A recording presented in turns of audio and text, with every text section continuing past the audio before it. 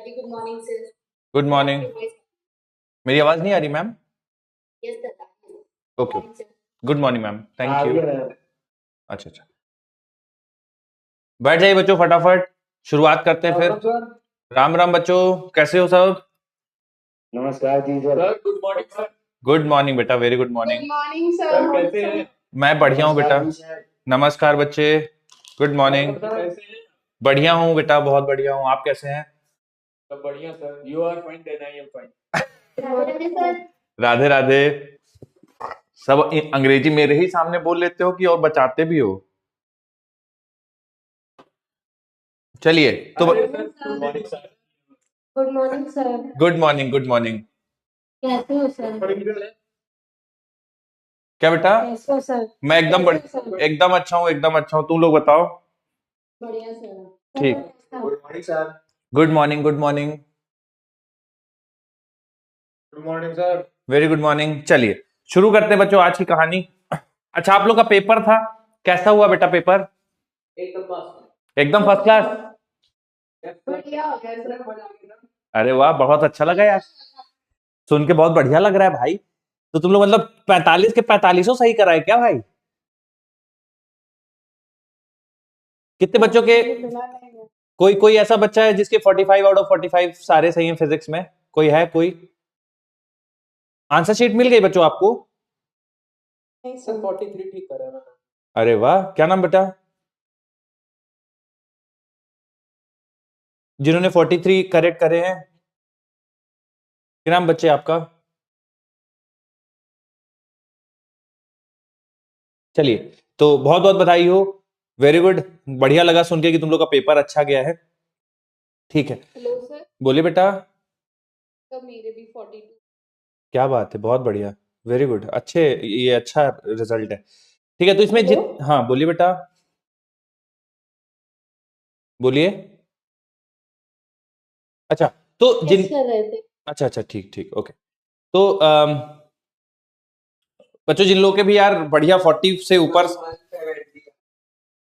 170 आया है फिजिक्स में, चलिए चलिए, बहुत बढ़िया, बहुत बहुत बधाई हो। क्या नाम बेटा आपका?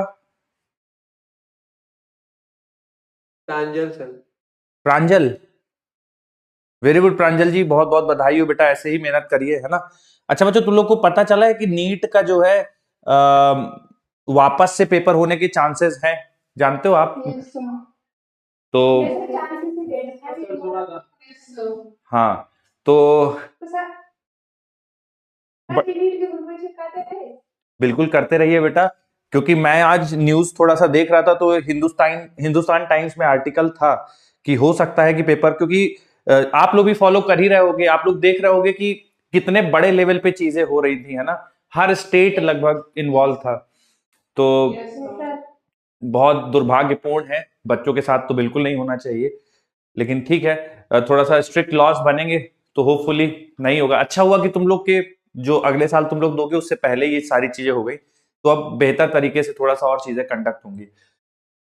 ऐसा नहीं कि काबिलियत नहीं है सिस्टम में, क्योंकि देखो जितना बच्चों नीट लिखते हैं ना, ऑलमोस्ट आप कह लो थोड़े से ही कम इंजीनियरिंग बच्चे लिखते हैं, लेकिन उसमें कोई दिक्कत नहीं होती है, नीट में दिक्कत होती है। इसका मतलब जो है रिसोर्सेज हैं कि अच्छे से पेपर कंडक्ट हो सकता है, लेकिन लूप होल है, कुछ गलतियां होती। खैर,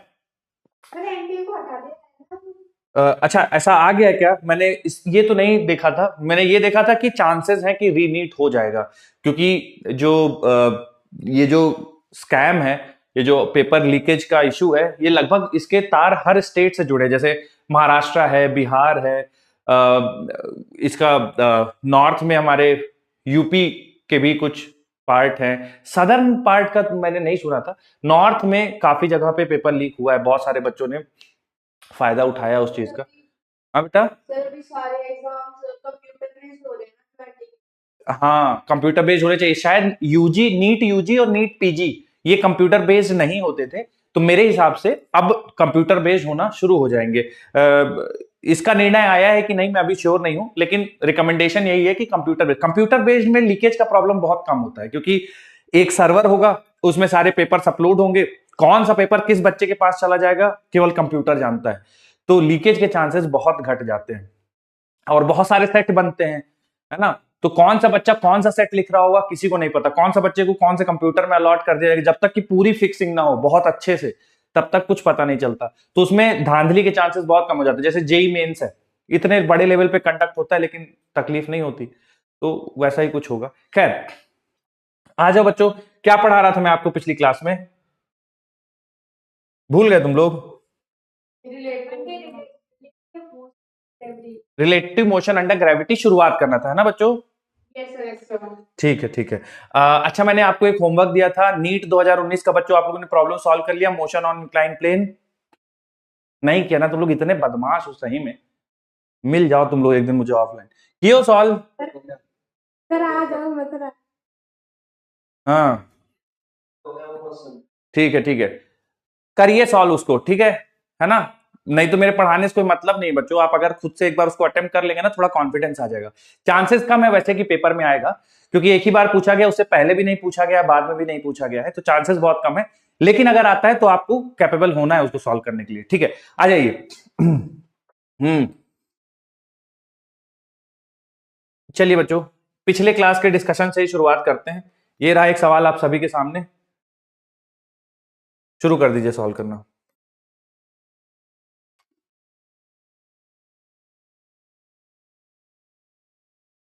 पिछले क्लास के डिस्कशन पे बेस्ड है, क्योंकि आज जो पढ़ने वाले हैं वो पिछले क्लास से रिलेटेड है।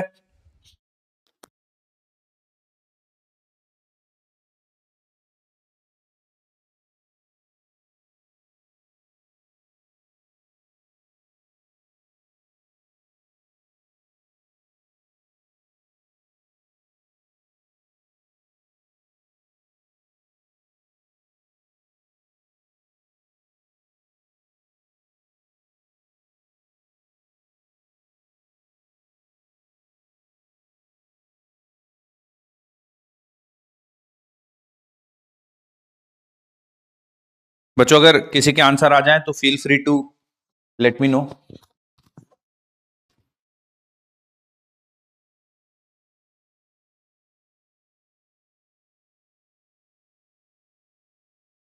Option B.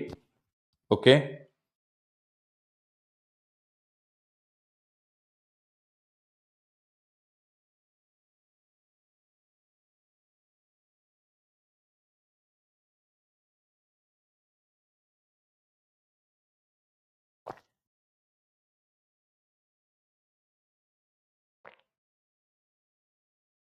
बच्चों मैं बता दूं क्या अगर मुश्किल लग रहा हो तो?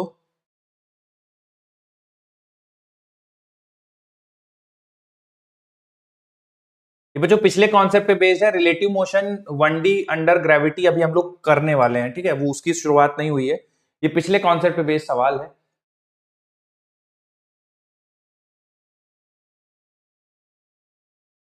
Excuse me sir. बोलिए बेटा। सर थोड़ी सी स्क्रीन ब्लर लग रही है आप। ब्लर लग रही है क्या? Sir option A. ओके, एक सेकंड। ठीक है, ठीक है बच्चे, मैं एक सेकंड ना इसका ऑप्शन थर्ड। ओके,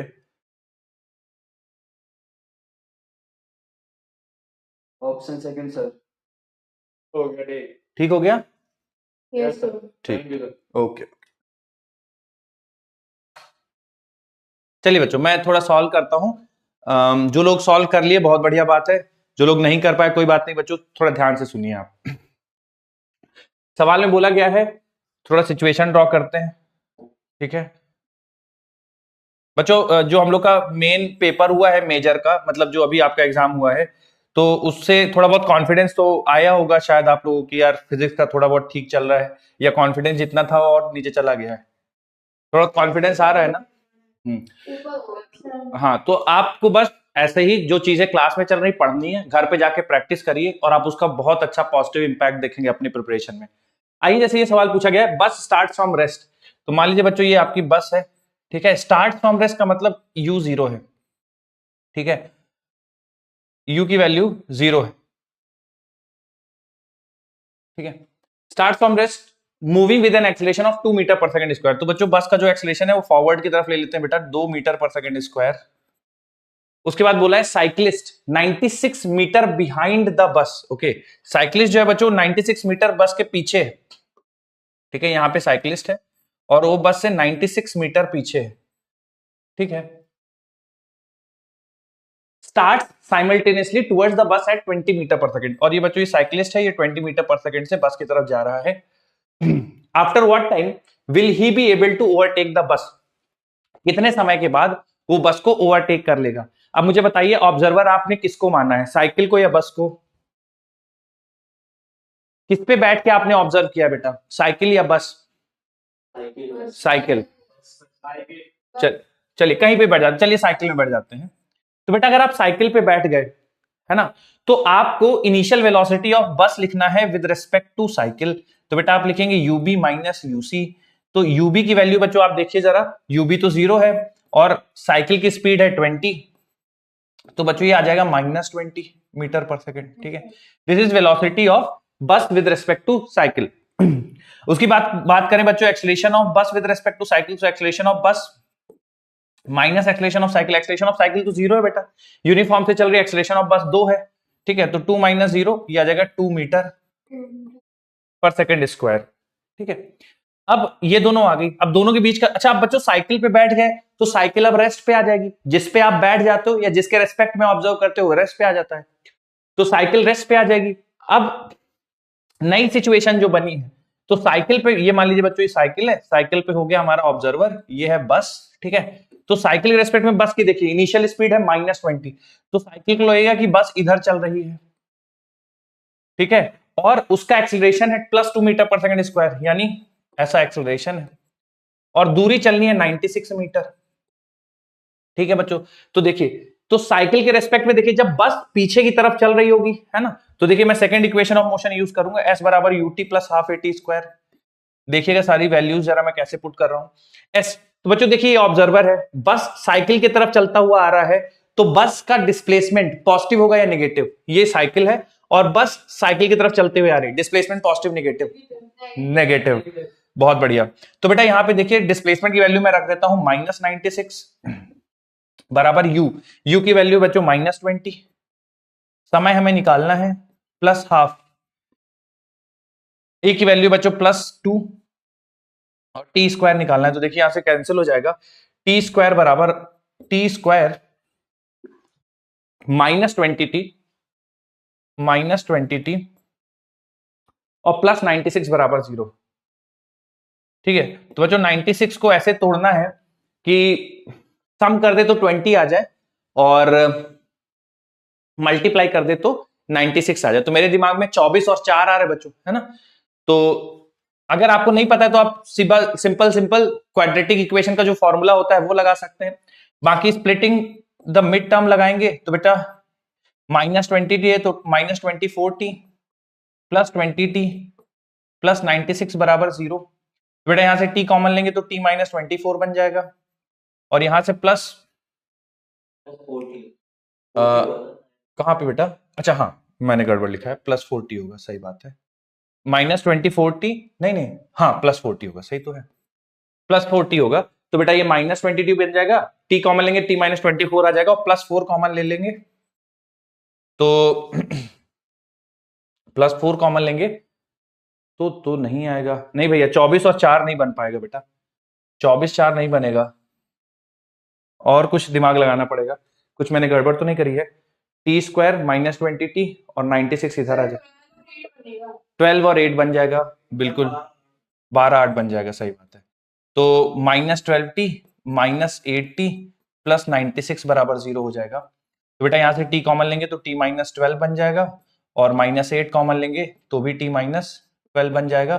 तो बच्चा t की 2 वैल्यूज आएंगी, हाँ ये बहुत इंटरेस्टिंग रिजल्ट आया है। t की वैल्यू 2 आएंगी बच्चों, एक t बराबर 8 आएगा और एक t बराबर 12 आएगा। ठीक है, t बराबर 12 और t बराबर 8, तो 8 सेकंड या 12 सेकंड। ठीक है, 2 समय की वैल्यूज आएंगी, मैं दोनों का एक्सप्लेनेशन आपको दूंगा। आंसर में हमारे कौन कौन से 8 और 12 दोनों हैं। पूछा क्या है, after what time will he be able to overtake the bus?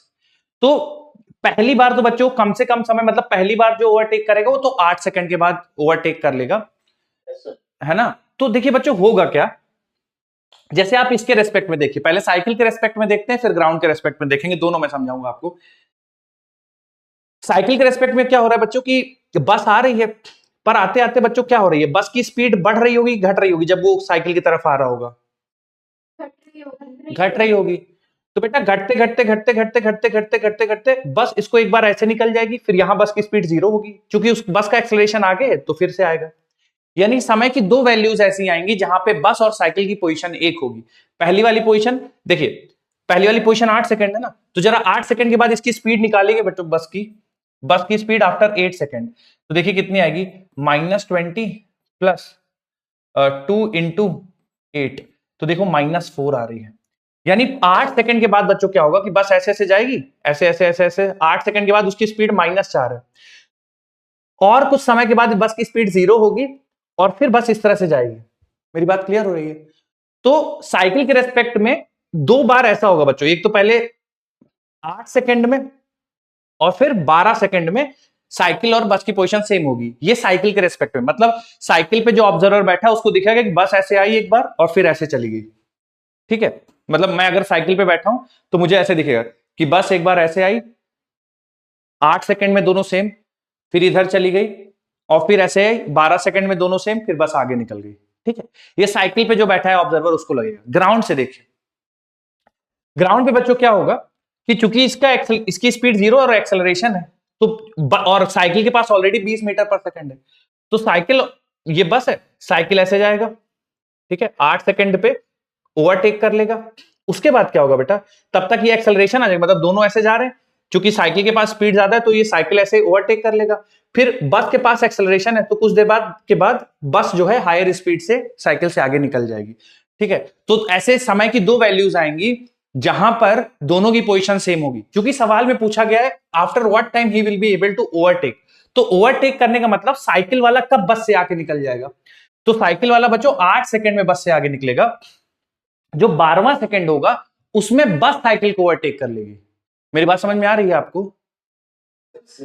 तो अगर इस सवाल में आपसे ये पूछ देता after what time bus will be able to मतलब bus will be able to overtake the cycle, तो फिर आंसर 12 सेकंड लगाते। समझ में आ रहा है?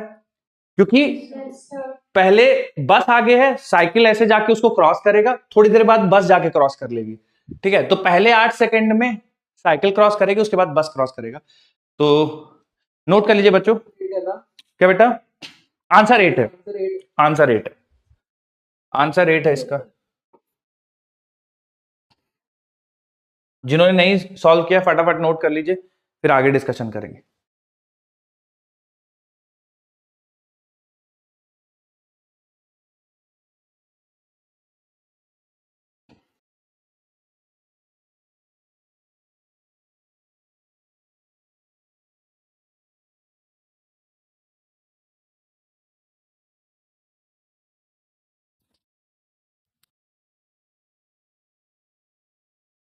बोलिए बेटा। सर आपने वो डिस्टेंस नेगेटिव क्यों लिया है, एक बार फिर से बता दीजिए। देखिए साइकिल के रिस्पेक्ट में आप देखेंगे ना, तो अगर बस को साइकिल से मिलना है, जो दूसरा वाला डायग्राम जो मैंने व्हाइट से ड्रॉ किया है, अगर बस को साइकिल से मिलना है तो बताइए बस को नेगेटिव एक्स एक्सिस में चलना पड़ेगा या पॉजिटिव एक्स एक्सिस में जाना पड़ेगा, मतलब राइट की तरफ जाना पड़ेगा या लेफ्ट की तरफ?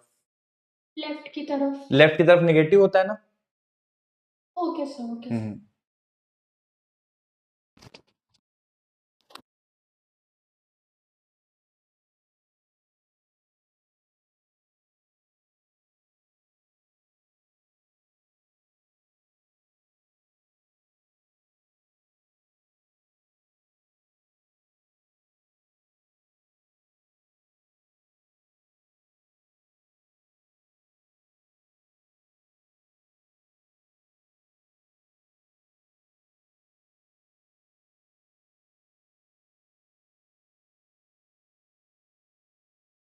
बोलिए। तो माइक चेक कर रहा था। ओके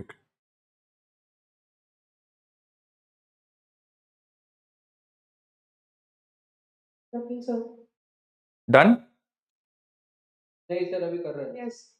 करिए करिए, लिखिए जल्दी से, फिर आगे का डिस्कशन करें।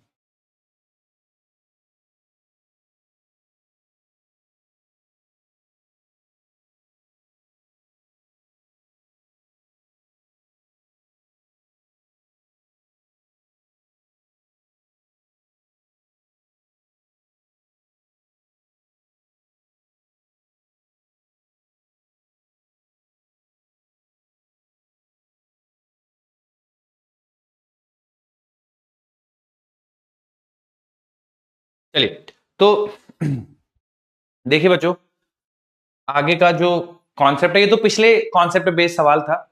आज क्या डिस्कशन करते हैं, ध्यान से देखिए जरा बोर्ड पे। आई होप सबने बच्चों ने डाल लिया होगा हेडिंग। हेडिंग थी motion under, sorry, relative 1D bracket के अंदर मोशन अंडर ग्रेविटी। ठीक है, तो इस पे बहुत सारे सवाल बनते हैं बच्चों। कुछ सवाल आपके साथ डिस्कस करता हूं, जरा ध्यान से देखिए। तो बच्चों, ये कॉन्सेप्ट क्या है, मतलब जो मैंने अभी पढ़ाया आपको रिलेटिव मोशन 1D, वही कॉन्सेप्ट है, बस मोशन अंडर ग्रेविटी सेक्शन के अंदर।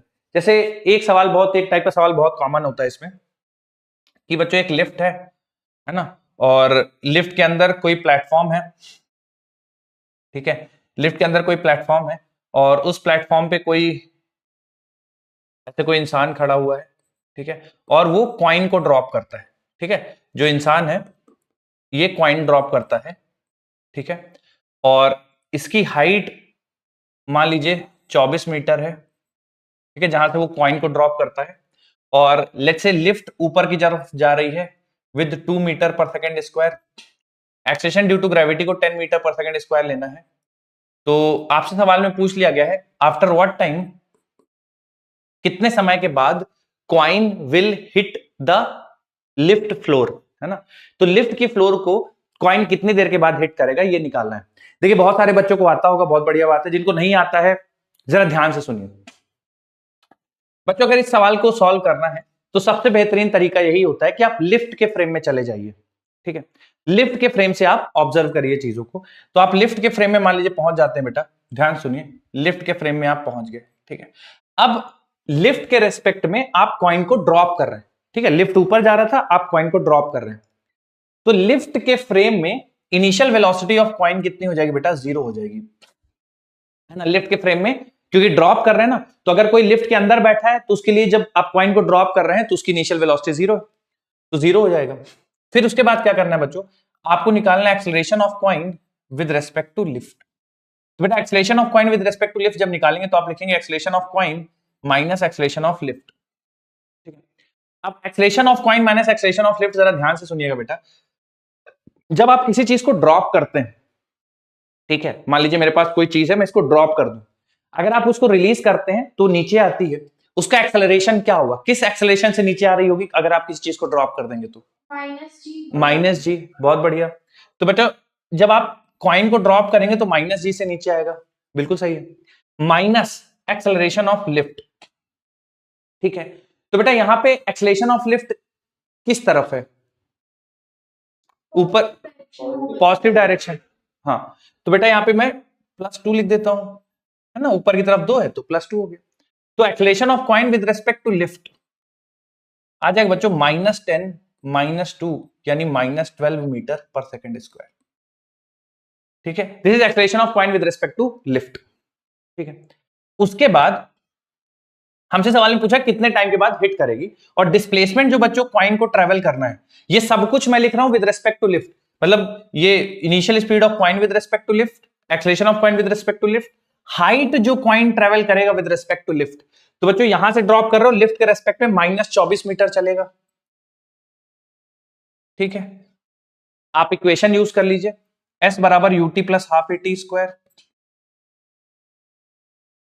ठीक है, तो S की वैल्यू बच्चों -24 बराबर U वैल्यू बच्चों 0, हाफ A की वैल्यू हो गई बच्चों -12 और इंटू t²। बच्चों जब आप सिंप्लीफाई करेंगे देखिए -24 बराबर -12/2 टाइम्स t², माइनस से माइनस कैंसिल, 12 से कैंसिल करेंगे 2, t² बराबर 2 यानी t बराबर आ जाएगा बच्चों 2 सेकंड। तो कॉइन जो है वो 2 सेकंड के बाद ग्राउंड को हिट करेगा। ठीक है, ये एक तरीका हो गया। दूसरा बच्चों, चूंकि इसका एक शॉर्ट ट्रिक नहीं बोलना चाहिए, मतलब एक फॉर्मूला आपने ऑलरेडी पढ़ रखा है। कौन सा फॉर्मूला? अगर आप बच्चों किसी चीज को ड्रॉप करते हो तो उसको ग्राउंड पे हिट करने का फॉर्मूला क्या बच्चों, आपने t बराबर √2h/g पढ़ा है, बोलिए, है ना।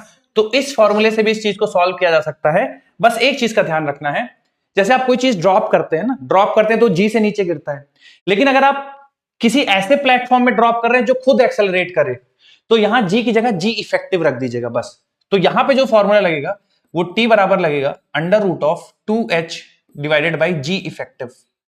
अब जी इफेक्टिव कैसे निकालेंगे? देखिए, अगर बेटा लिफ्ट ऊपर की तरफ जाए तो जी और 2 दोनों जुड़ जाएगा। जी नीचे की तरफ, लिफ्ट ऊपर की तरफ। अगर एक्सेलेरेशन, देखिए एक्सेलेरेशन ड्यू टू ग्रेविटी हमेशा ही नीचे रहेगा और लिफ्ट मान लीजिए ऊपर जा रही है, तो दोनों एक्सेलेरेशन ड्यू टू ग्रेविटी जुड़ जाएंगे। ऐसा हो, एक्सेलेरेशन ड्यू टू ग्रेविटी तो हमेशा ही नीचे की तरफ रहता है, अगर लिफ्ट भी नीचे की तरफ जाए, है ना, तो दोनों एक्सेलरेशन घट जाएंगे। जैसे यहां पे क्या है बच्चों, एक्सेलरेशन ड्यू टू ग्रेविटी और लिफ्ट ऊपर की तरफ जा रही है, तो दोनों जुड़ जाएंगे। ठीक है, तो यहां पे जी इफेक्टिव हो जाएगा तुम्हारा, जी इफेक्टिव बराबर आ जाएगा 12। कैसे? 10 + 2, है ना, दोनों जुड़ गए, जी नीचे की तरफ और एक्सेलरेशन ऑफ लिफ्ट ऊपर की तरफ, तो दोनों जुड़ गए, 12 हो गया। रख दीजिए आप यहाँ पे, तो टी बराबर √2h बाई जी इफेक्टिव बच्चों 12 हो जाएगा। कैंसिल करिएगा तो आंसर 2 सेकेंड्स आ जाएगा। ठीक है, क्लियर है क्या कॉन्सेप्ट दोनों को? बोलिए। Yes, sir. नोट कर लीजिए, फिर इस पे एक सवाल करेंगे, फिर आगे बढ़ेंगे।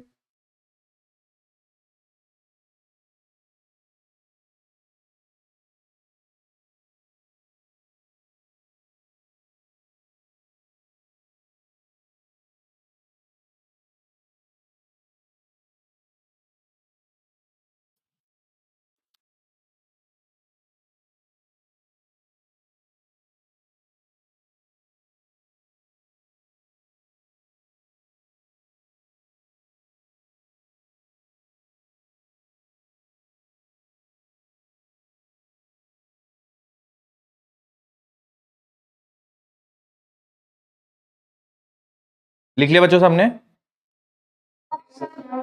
लिखिए लिखिए, जल्दी से लिख लीजिए।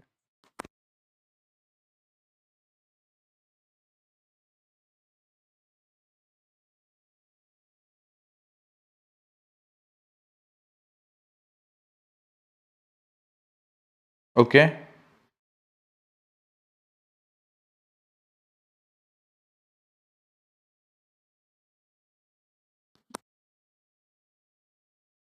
बोलिए बेटा बोलिए।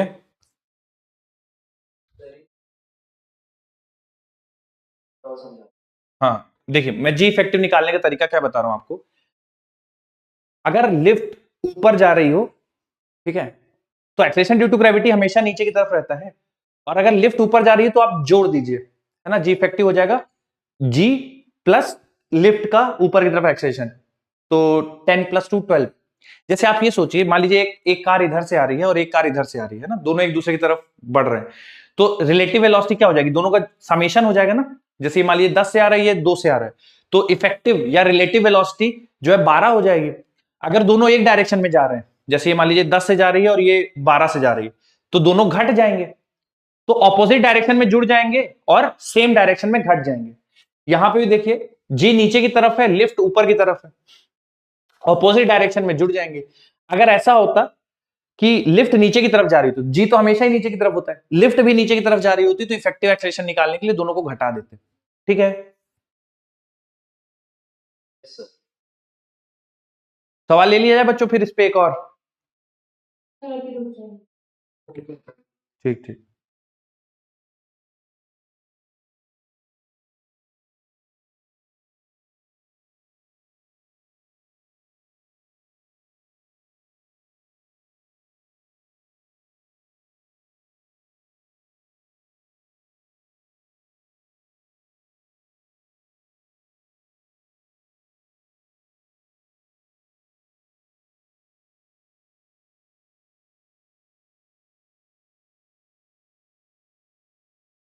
हो गया सर।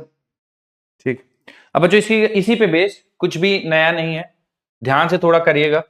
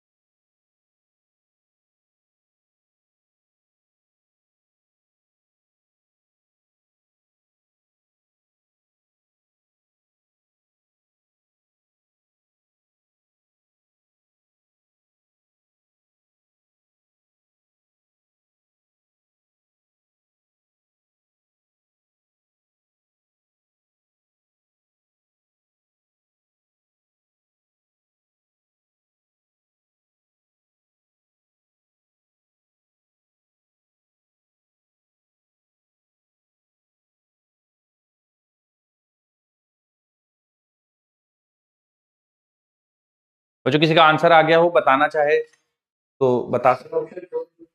ओके,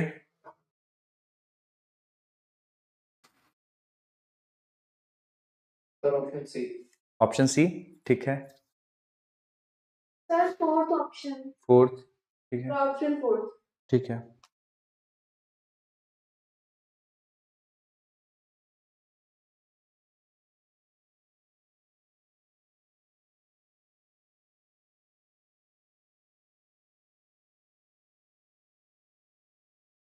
चलिए बच्चों, देखिए थोड़ा मैं समझाता हूँ। थर्ड आ रहा है, ठीक है। बच्चों इस सवाल में बोला गया lift moving up with an acceleration of 5 metre पर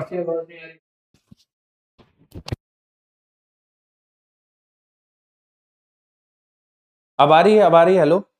यस सर अब आ रही है। ठीक, तो बच्चों इसमें बोला गया कि lift moving up with an acceleration of 5 metre पर सेकंड स्क्वायर।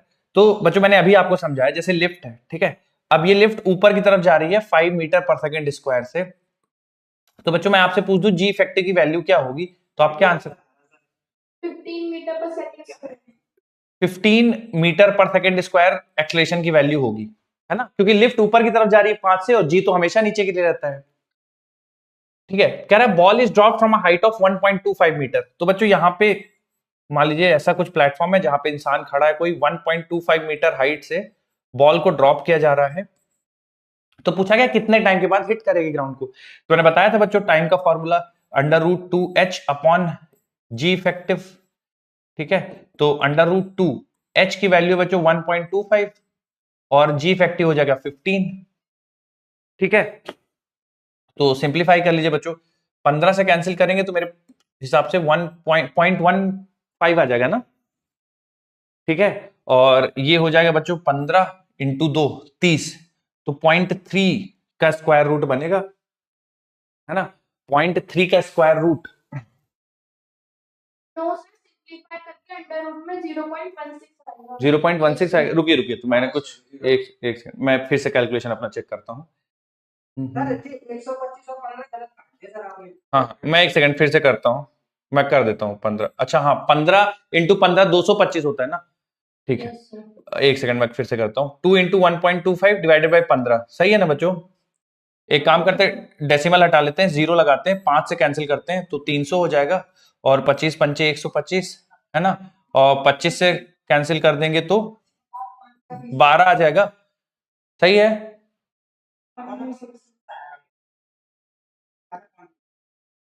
0.16 बन रहा है, प्योर मतलब करेक्ट बन जा रहा है क्या? अंडर रूट में 0.16 बन रहा है सर। अंडर रूट में 0.16 बन रहा है, यस सर। ओके तो ठीक है, रुको यार थोड़ा, हाँ हाँ मैं थोड़ा सा और बच्चों थोड़ा सा मैं सॉल्व करता हूँ, कुछ मैं मिस्टेक कर रहा हूँ। 1.25 डिवाइड बाई जी इफेक्टिव हो जाएगा 15। ठीक है, डेसिमल हटाओ, जीरो लगाओ, है ना, 2 से कट कर लीजिए इसको। ठीक है 2 से कर लो, 750 आ जाएगा। हाँ 25 से कैंसिल करेंगे तो 25 5, हाँ 1/6 ही बन रहा है यार बेटा, यस सर। तुम लोग का भी 1/6 बन रहा था। Yes sir. हाँ तो पॉइंट लगा लो, जीरो बढ़ाओ, और ये बन जाएगा 6 4, हाँ 0.166 बनेगा, है ना, एग्जैक्टली 0.16 नहीं बनेगा, 0.1667 ऐसा कुछ बनेगा ना बेटा। तो फिर 0.6 को 0.4 लिख देंगे तो 0.4 सेकंड अप्रॉक्स आंसर आ जाएगा, चौथा वाला सही हो जाएगा। ठीक है, कितने बच्चों का सही आ गया था, हाथ उठाओ, वेरी गुड। एग्जैक्ट 0.16 नहीं बनेगा बच्चों, 0.167 बनेगा, सिंप्लीफाई कर लेंगे 0.4 आ जाएगा। ठीक है, तो हाँ नियरली लिखा हुआ है, 0.4 सेकंड इसका आंसर आ जाएगा। बच्चों सेम सवाल बस थोड़ा सा हम लोग छोटा सा चेंज कर देते, ये बोल देते कि लिफ्ट 5 मीटर पर सेकंड स्क्वायर से ऊपर ना जाके लिफ्ट नीचे की तरफ जा रही है विद 2 मीटर पर सेकंड स्क्वायर। तो आप बच्चों क्या फॉर्मूला लगाते, टी बराबर अंडर रूट ऑफ, हाँ 2h अपॉन जी इफेक्टिव, तो अपॉन जी इफेक्टिव, तो क्या बच्चों h की वैल्यू तो सेम ही रहती है ना। यस सर, जी की वैल्यू 10 हो जाएगी। हाँ तो 2 इंटू 1.25 और जी इफेक्टिव की वैल्यू कितना ले लेंगे बेटा, 5 2 मीटर पर सेकंड स्क्वायर से लिफ्ट नीचे जा रही है और एक्सेलेरेशन ड्यू टू ग्रेविटी आपका 10 है, बताओ जी इफेक्टिव कितना लोगे। बेटा 8 लिया जाएगा, क्लियर है क्या ये? Yes, sir. है ना, 8 होगा, मतलब 2 इंटू 1.25 डिवाइड बाई 8, जो भी इसका आएगा वो हमारा आंसर होगा, क्लियर है? Yes, sir. तो इस टाइप के सवाल बच्चों आपसे बन सकते हैं। रिलेटिव मोशन से करना है, आप सीधा सीधा टाइम जो है √2h अपॉन जी इफेक्टिव लगा के निकाल लीजिएगा, ठीक है। लिफ्ट ऊपर जा रही होगी तो जी इफेक्टिव में जुड़ के आएगा या घट के आएगा? अगर लिफ्ट ऊपर जा रही है तो, जुड़ गया है। और लिफ्ट नीचे जा रही हो तो जुड़ गया है। बस इतना ध्यान रखिएगा जी इफेक्टिव में, बाकी गड़बड़ नहीं होगी। अगला देखिए बच्चों, बोलिए बेटा। हाँ, तो जब जैसे लिफ्ट नीचे जा रही है तो मैंने अभी बताया ना कि जैसे एक्सेलरेशन ड्यू टू ग्रेविटी हमेशा ही नीचे रहता है, लिफ्ट भी नीचे जा रही है, तो दोनों को आप सब्ट्रैक्ट कर दोगे जी इफेक्टिव के लिए। एक्सेलरेशन ड्यू टू ग्रेविटी हमेशा नीचे की तरफ, मान लो लिफ्ट ऊपर की तरफ जा रही है तो दोनों जुड़ जाएंगे। जैसे देखो यहां लिफ्ट ऊपर की तरफ जा रही है, एक्सेलरेशन ड्यू टू ग्रेविटी नीचे की तरफ, तो दोनों जुड़ के 10 और 5 15 हो गए ना, ठीक है, 10 और 5 15। लेकिन अगर लिफ्ट नीचे जा रही है, एक्सेलरेशन ड्यू टू ग्रेविटी हमेशा की नीचे की तरफ, और लिफ्ट का एक्सेलरेशन भी नीचे की तरफ, ठीक है, लिफ्ट का एक्सेलरेशन भी नीचे की तरफ और एक्सेलरेशन ड्यू टू ग्रेविटी भी नीचे की तरफ, तो दोनों घट जाएंगे, तो 10 - 2 8, ठीक है। चलिए अगला देखिए बच्चों, जो सेकेंड कैटेगरी ऑफ प्रॉब्लम है, ये भी बच्चों बहुत कॉमनली पूछा जाता है। इसमें क्या करते हैं कि एक बिल्डिंग होगी, ठीक है, उस बिल्डिंग के टॉप में से एक बॉल को प्रोजेक्ट कर दिया जाएगा, मान लीजिए बिल्डिंग है, उसके टॉप में से एक बॉल को प्रोजेक्ट कर दिया जाएगा, एक बॉल को बॉटम से प्रोजेक्ट कर दिया जाएगा, ठीक है। अब जो टॉप वाली, अच्छा ये सवाल सेम टेस्ट में आया था आपके? अच्छा चलिए मैं बताता हूं इसको कैसे सॉल्व करना। वैसे तो बच्चों देखिए, आप इसको नॉर्मल अगर आप motion in 1D, motion under gravity पढ़ा उससे भी कर लेंगे, लेकिन रिलेटिव मोशन से बहुत आसान हो जाएगा। कैसे आसान हो जाएगा मैं थोड़ा समझाता हूं आपको। मान लीजिए बच्चों एक बॉल है, आपने इसको 10 मीटर पर सेकंड से ऊपर की तरफ फेंका, ठीक है, और दूसरी बॉल को बच्चों आप मान लीजिए आप ऊपर की तरफ फेंक देते हैं with a speed of 20 metre पर सेकंड, ठीक है, कुछ h हाइट है, और आपसे पूछ लिया गया सवाल में, कई सारे सवाल बन सकते हैं। पहला सवाल जैसे कि बताइए कितने टाइम के बाद दोनों कोलाइड करेंगे। दूसरा सवाल आपसे पूछ लिया जाए कि बताइए कितनी हाइट पे कोलाइड करेंगे, at what height from the ground particles will collide, ठीक है। अब ये हाइट बच्चों नीचे वाली मतलब ग्राउंड के रेस्पेक्ट में पूछ सकते हैं, बिल्डिंग के टॉप से पूछ सकते हैं, कहीं से भी पूछा जा सकता है। देखिए सॉल्व करने का तरीका क्या होता है, आप इन दोनों बॉल में से किसी भी एक बॉल पे ऑब्जर्वर बन के बैठ जाइए। जैसे कि बच्चों मान लीजिए मैं ऊपर वाले बॉल पे ऑब्जर्वर बन के बैठ जाता हूं, ठीक है। तो बच्चों आप जिस बॉल पे ऑब्जर्वर बन के बैठेंगे वो रेस्ट पे आ जाएगी, और उसके रेस्पेक्ट में आपको सारे वैल्यूज लिख लेने हैं। जैसे कि मान लीजिए बच्चों मैं इसको बोल देता हूं अपर बॉल, और ये हो गई लोअर बॉल, ठीक है। तो velocity of initial velocity of upper ball, initial velocity of lower ball with respect to upper ball, क्योंकि अपर बॉल पे आप बैठ रहे हैं ना, तो आपको उसके रेस्पेक्ट में लिखनी होगी। तो आप लिखोगे, बहुत आसान है sir, velocity of lower minus velocity of अपर। मैंने कहा सही है। वेलोसिटी ऑफ लोअर कितना है, तुमने बोला सर +20 है, माइनस वेलोसिटी ऑफ अपर कितना है, तो तुमने कहा सर वेलोसिटी ऑफ अपर +10 है, +10, तो 20 - 10 आंसर आ जाएगा +10 मीटर पर second. This is velocity of lower with respect to upper. अब मैं आपसे पूछूं कि बेटा एक्सेलरेशन देख लो, तो आप बोलोगे acceleration of lower with respect to upper बराबर acceleration of lower minus acceleration of upper. अब बच्चों अगर आप ऊपर वाली बॉल को प्रोजेक्ट कर रहे हो तो उस पे भी एक्सेलरेशन नीचे की तरफ लग रहा होगा जी, नीचे वाली बॉल को ऊपर की तरफ प्रोजेक्ट कर रहे हो उस पे भी एक्सेलरेशन लग रहा होगा नीचे की तरफ जी। तो जब वैल्यू सब्स्टिट्यूट करोगे तो एक्सेलरेशन ऑफ लोअर भी -g है, माइनस एक्सेलरेशन ऑफ अपर भी -g है, अपर का भी -g है, लोअर का भी -g है। बच्चों इन दोनों को देखोगे तो 0 आ जाएगा, है ना, -g + g घट के 0 आ जाएगा। मतलब कि जब दो बॉल्स को एक साथ ऊपर की तरफ या एक साथ नीचे की तरफ प्रोजेक्ट किया जाता है, या कुछ अंतराल पे भी प्रोजेक्ट किया जाता है, तो एक बॉल का एक्सेलरेशन दूसरे बॉल के रेस्पेक्ट में 0 रहता है। इसका मतलब क्या हुआ, एक बॉल दूसरे बॉल के रेस्पेक्ट में यूनिफॉर्म मोशन करेगी, विदाउट एक्सेलरेशन मोशन होगा, ठीक है। अब जैसे इस सवाल में एक्सेलरेशन तो है नहीं, ठीक है, क्योंकि एक बॉल को रेस्पेक्ट में आप दूसरे को देख रहे हो, एक्सेलरेशन 0 हो गया। मान लीजिए बच्चों मैं इस बिल्डिंग की हाइट कुछ दे देता हूं आपको 50 मीटर, और मैं आपसे पूछ लेता हूं कितने समय में हिट करेगी, तो ये तो रेस्ट पे आ गया बच्चों, इसके रेस्पेक्ट में इसकी वेलोसिटी +10 है। मतलब अगर आप ऊपर वाली बॉल पे बैठ के नीचे वाली बॉल को देख रहे हो तो नीचे वाली बॉल ऐसे जा रही है ना, और एक्सेलरेशन 0 है, मतलब ये 10 मीटर पर सेकंड की यूनिफॉर्म वेलोसिटी से जाके हिट कर देगी अपर बॉल को, ठीक है। तो कितने समय के बाद हिट करेगी, तो टाइम बराबर डिस्टेंस अपॉन वेलोसिटी। क्योंकि एक्सेलरेशन नहीं है बच्चों, तो डिस्टेंस अपॉन वेलोसिटी वाला फॉर्मूला चल जाएगा। डिस्टेंस है बच्चों 50 मीटर और वेलोसिटी है 10, तो नीचे वाली बॉल ऊपर वाली बॉल को जाके 5 सेकंड के बाद हिट कर देगी। बोलो समझ में आया है, बोलिए बच्चों। Yes sir. ठीक है, अब दूसरा सवाल कि भाई बताइए ग्राउंड से कितना ऊपर हिट करेगी। तो बच्चों देखो 5 सेकंड के बाद हिट करेगी, मतलब इस बॉल को ऊपर जाने के लिए 5 सेकंड का वक्त मिल जाएगा, है ना। तो 5 सेकंड में वो कितनी हाइट ट्रेवल कर लेगी वो निकाल लो। कैसे निकाल सकते हैं, देखिए h बराबर ut plus half AT square. तो बेटा u पॉजिटिव है, ठीक है, टाइम हमने निकाल दिया 5 सेकंड है, ut प्लस हाफ, a की वैल्यू बच्चों -10 और t स्क्वायर मतलब 25, ठीक है। तो जब आप सिंप्लीफाई करेंगे बच्चों तो ये 100 हो जाएगा, और 100 माइनस 125, 100 माइनस 125 माइनस 25 मीटर। अच्छा -25 मीटर का बच्चों देखिए मतलब केवल इतना है कि यहां से ऊपर कहीं पे भी नहीं टकरा पाएंगे, ग्राउंड के नीचे, मतलब इसके नीचे अगर जगह होगी और बॉल जा पाएंगी तो नीचे टकराएंगी, ग्राउंड के ऊपर नहीं टकराएंगी, ठीक है। तो माइनस का मतलब इससे 25 मीटर नीचे यहां पे कहीं पे टकराएंगी, ठीक है। अब ऐसा मत सोचना बच्चों की लेकिन सर ग्राउंड के नीचे तो जा नहीं सकती। हाँ, अगर आप ये रिस्ट्रिक्शन रख दो कि जहां से हम फेंक रहे हैं उसके नीचे नहीं जाएंगी तो एक्चुअल फिर ये बॉल टकराएंगी नहीं, क्योंकि टकराने के लिए जरूरी है कि वो यहां से 25 मीटर नीचे जाएं तो फिर टकराएंगे। तो होगा ये कि ये बॉल ऊपर जाएगी, ये भी ऊपर जाएगी, फिर जब नीचे आएंगी तो 25 मीटर नीचे जाके टकराएंगी।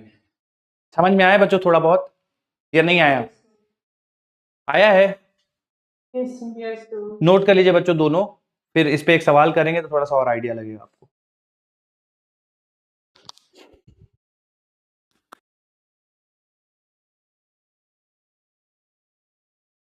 बोलिए सर एक बार और रिपीट करो। कौन सा वाला हिस्सा?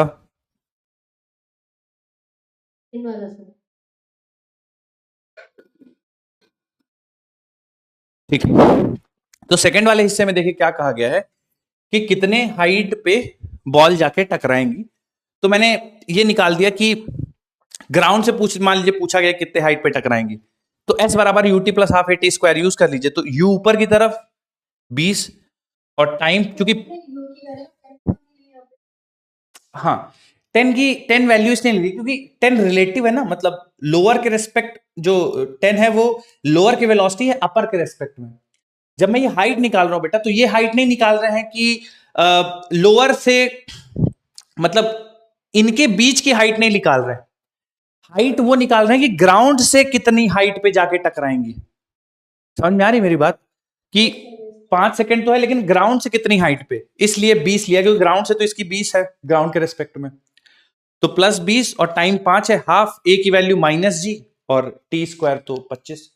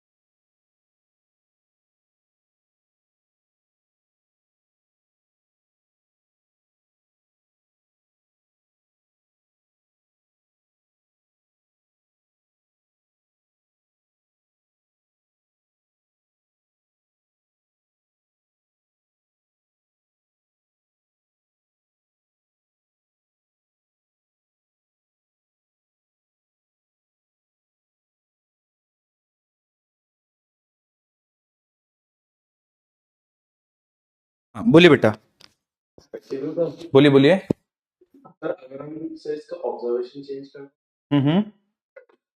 जैसे सर आपने सर लोअर का देखा है, ठीक है, आप लोअर में बैठ के अपर को देखना चाहते हैं? जी सर। हाँ, तो उससे कोई फर्क नहीं पड़ेगा, एक्सेलरेशन तब भी दोनों का 0 रहेगा, ठीक है।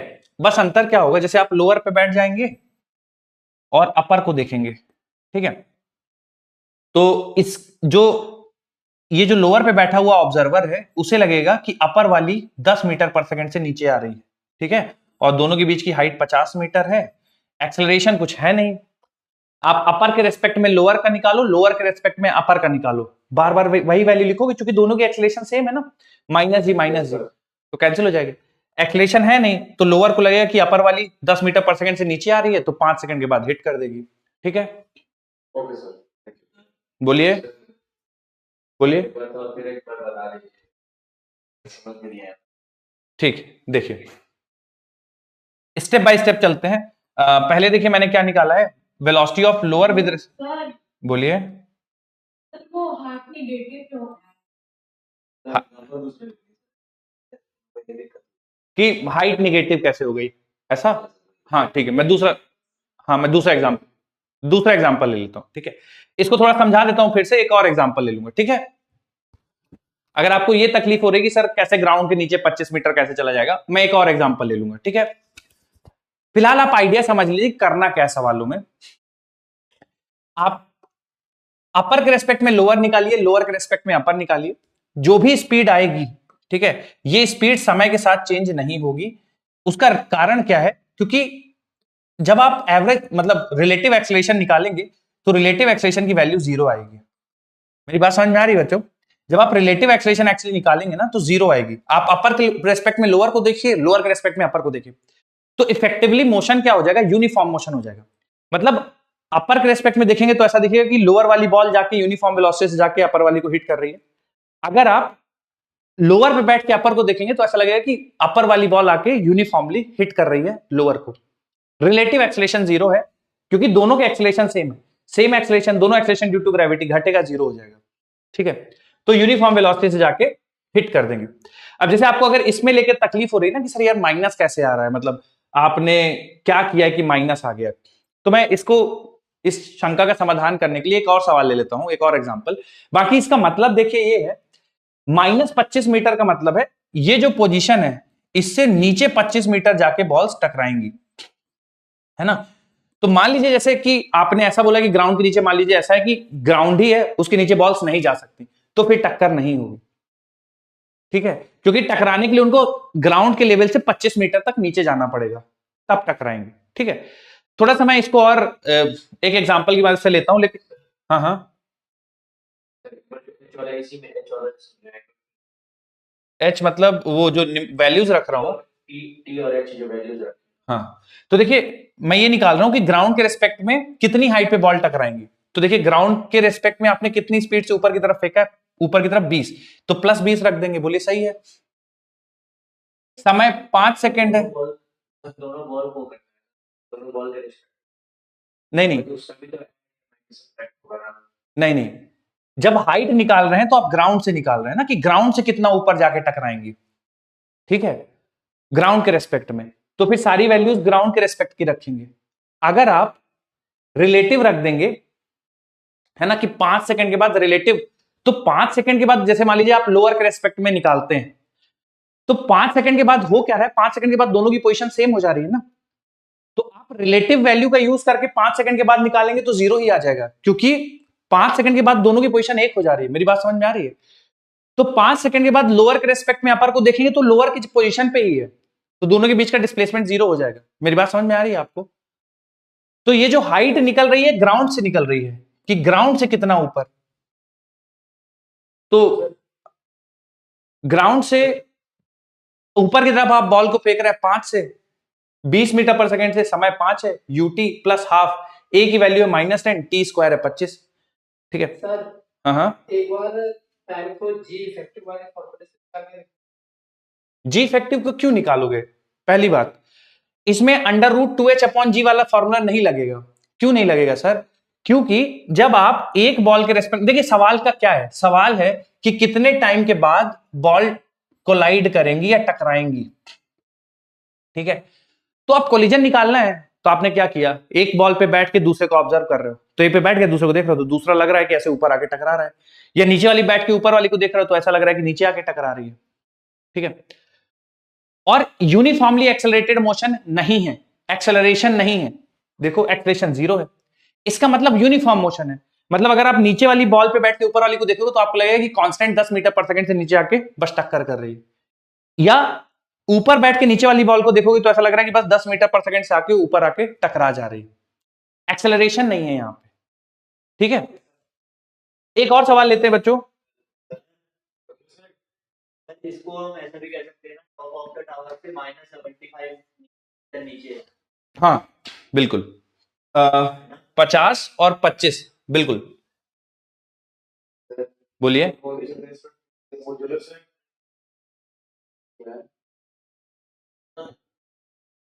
बोलिए।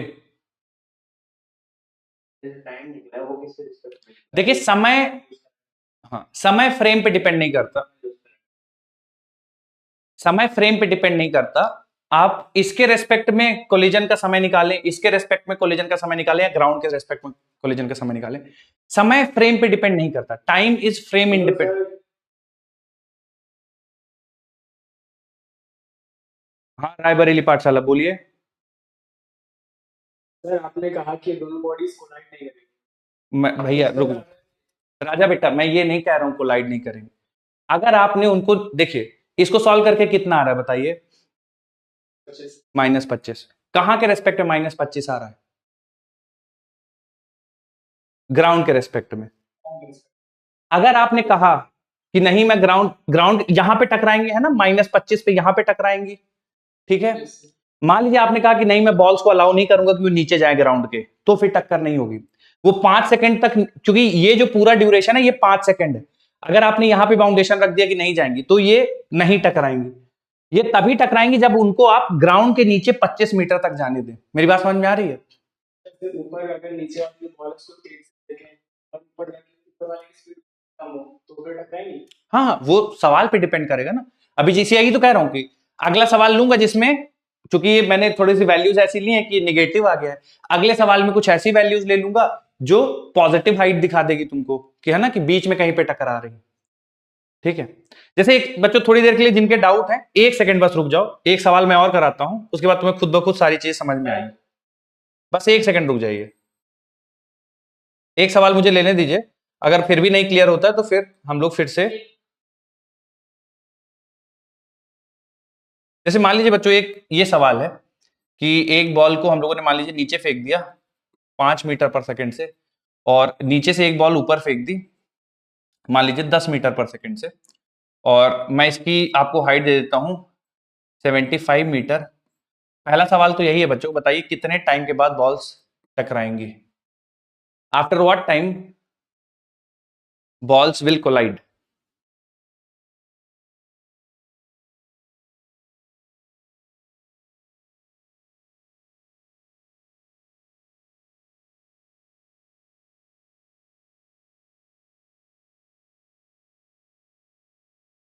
Sir 3 second. 3 सेकेंड्स। किसी और का कुछ आ रहा है बेटा? 3 सेकंड। 5 सेकेंड, 3 सेकेंड, 5 आ रहा है। 5 आ रहा है। 5 आ रहा है। कैसे 5 आ रहा है? कैलकुलेशन मिस्टेक हो गई। अच्छा अच्छा ओके। आप में से कोई बच्चा जो मुझे समझाना चाहे कि सर 5 सेकंड कैसे आ गए, जिन्होंने भी आंसर किया आप में से कोई भी समझाना चाहेगा? सर सबसे पहले हम अपर बॉल को फ्रेम मान लेंगे।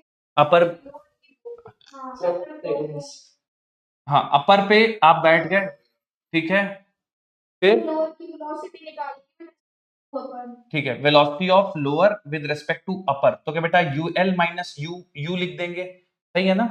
यस तो यूएल तो बेटा +10 है, और माइनस यू कितना है बेटा? -5 है ना? -5। तो बेटा ये मिलके 15 आ जाएगा, है ना?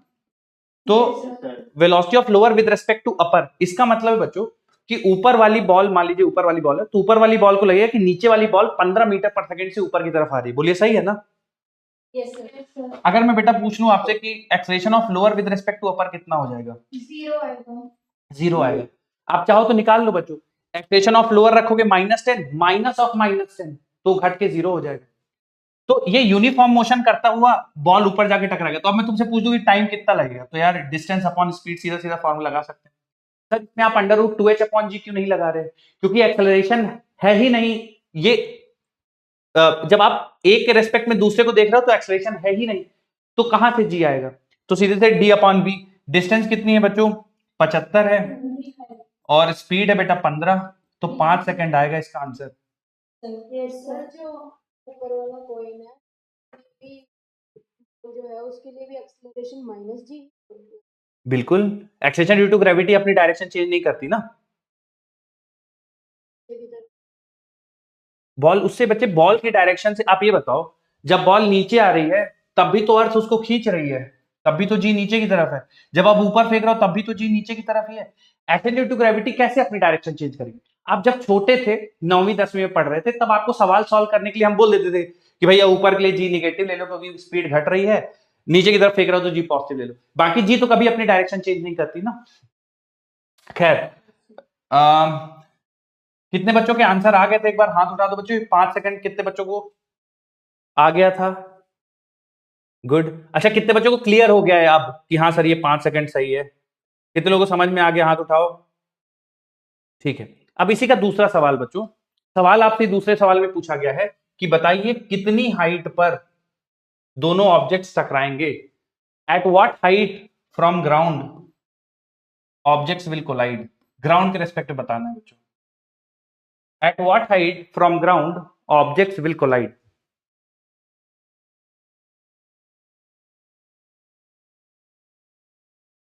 At what height from ground objects will collide? किसी बच्चे का आंसर आ जाए तो बता सकते हो। सर -75 -75? Yes sir. इस बार भी प्लस नहीं आ रहा यार। हाँ सर 25 होगा। अच्छा तो 25। 25 मीटर आएगा। Yes sir. माइनस का 75 मीटर। ग्राउंड के रिस्पेक्ट में -75 मीटर ही आएगा। अरे यार इस बार, अच्छा ठीक है मैं देखता हूँ एक सेकंड, है ना। चलिए तो ग्राउंड के रेस्पेक्ट में बच्चों, अच्छा 5 सेकंड के बाद हिट कर रहे हैं बॉल, और हाँ यार शायद माइनस आ जाएगा फिर से। तो h बराबर ut plus half AT square लगाएंगे, ठीक है। ut plus half AT square. तो बेटा देखिए u की वैल्यू हमारे पास +10 है, ठीक है, और समय की वैल्यू है बच्चों 5 प्लस हाफ a की वैल्यू बच्चों हो जाएगा -10 और 5 का स्क्वायर 25। तो बच्चों ये 50, ठीक है, और -125 बच्चों -75 मीटर ही आ रहा है। मतलब ग्राउंड के नीचे 75 मीटर यहां पे कहीं पे टकराएंगी। अगर बॉल्स को आपने अलाउ नहीं किया कि वो ग्राउंड के नीचे जाएं तो फिर नहीं टकराएंगी, तो ग्राउंड से 75 मीटर नीचे टकराएंगी, ठीक है। मेरे पास बच्चों एक प्रिंटेड सवाल है, उसमें थोड़ा शायद वैल्यूज ठीक ठाक होंगी। हाँ पूछिए सर। एक बात पूछनी सर। हाँ 5 मीटर पर सेकंड वाली से आगे हाइट तो 5 मीटर पर सेकंड मतलब ऊपर वाली बॉल से सर उससे निकाल सकते हैं। बिल्कुल निकाल सकते हैं। उससे आपका आएगा -150। मैं निकाल के दिखाता हूं, ठीक है। उससे बच्चे, अगर आप किसी बच्चे ने निकाला है क्या ऊपर वाली से, मतलब बिल्डिंग की टॉप से किसी ने निकाला है? चलिए मैं निकाल के दिखाता हूं। देखिए बिल्डिंग के टॉप से निकालेंगे ना तो h बराबर ut plus half AT square, तो -150 आएगा। बिल्कुल मैं बताता हूं। देखिए u की वैल्यू बच्चों फिर आप -5 रख दीजिएगा, टाइम चूंकि 5 है ही, प्लस हाफ a की वैल्यू बच्चों -10 रख दीजिएगा और t स्क्वायर करेंगे तो 25 हो जाएगा। तो देखिए कितना हो जाएगा -25 और ये -250/2 -125। क्या बच्चों -150 आ रहा है?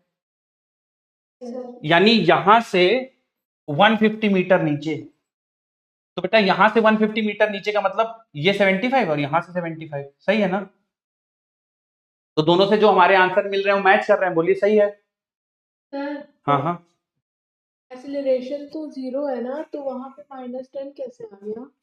देखिए जब रिलेटिव में सॉल्व कर रहे हैं, देखिए आप मेरी बात समझिए, ये जो कैलकुलेशन है ये रिलेटिव वाला कैलकुलेशन नहीं है, ये रिलेटिव कैलकुलेशन। तो आपको टाइम फट से आ जाएगा रिलेटिव की मदद से, कि आप एक के रेस्पेक्ट में दूसरे को देख लेंगे भैया उसका मोशन क्या है, वो फट से आ जाएगा।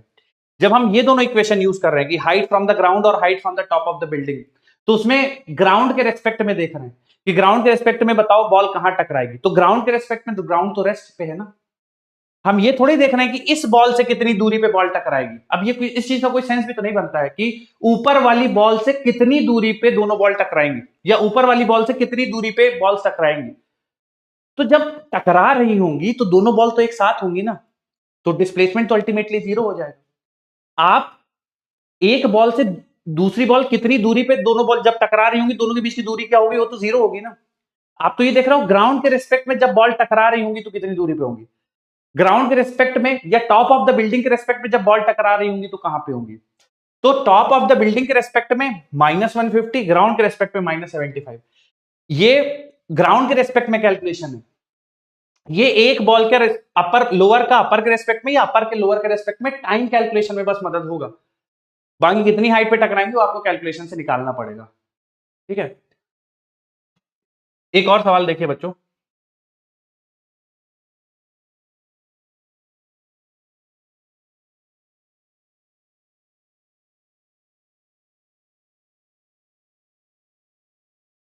हाँ, जैसे ये सवाल देखिए,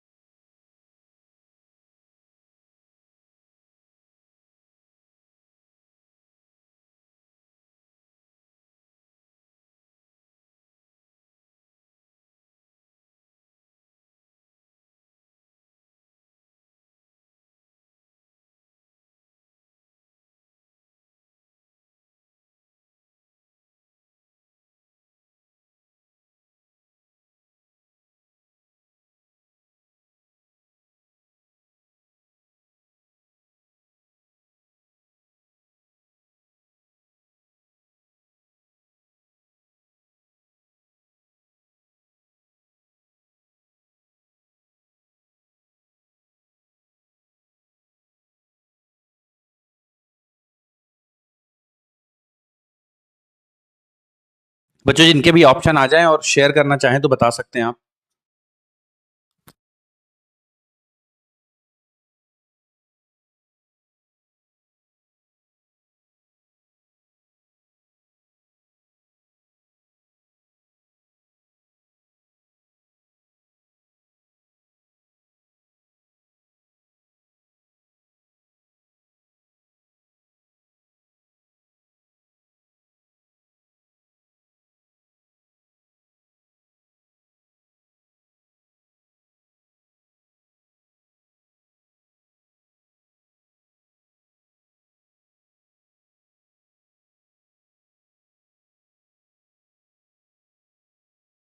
ऑप्शन 2।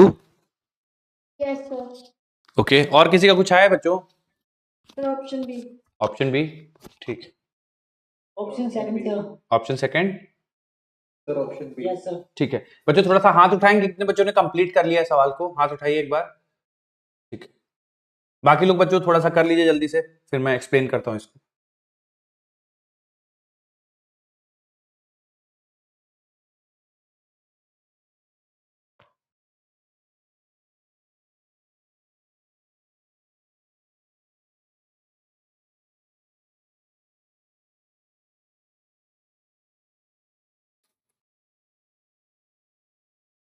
ऑप्शन ए आ रहा है। ऑप्शन ए आ रहा है,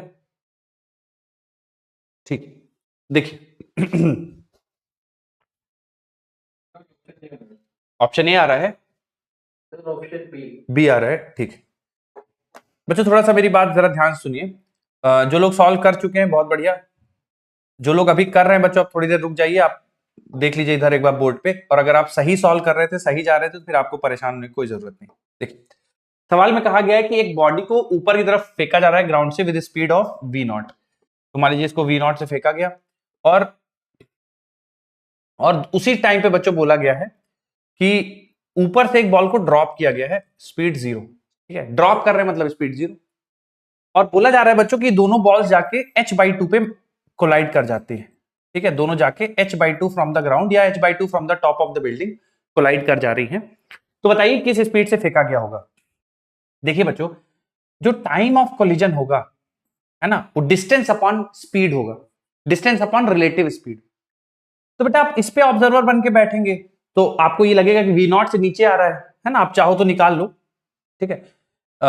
जैसे आप निकाल लीजिए velocity of lower with respect to upper, तो ul माइनस uu, ठीक है। तो वेलोसिटी ऑफ लोअर कितना है बच्चों, v0 है, वेलोसिटी ऑफ अपर 0 है, तो v0।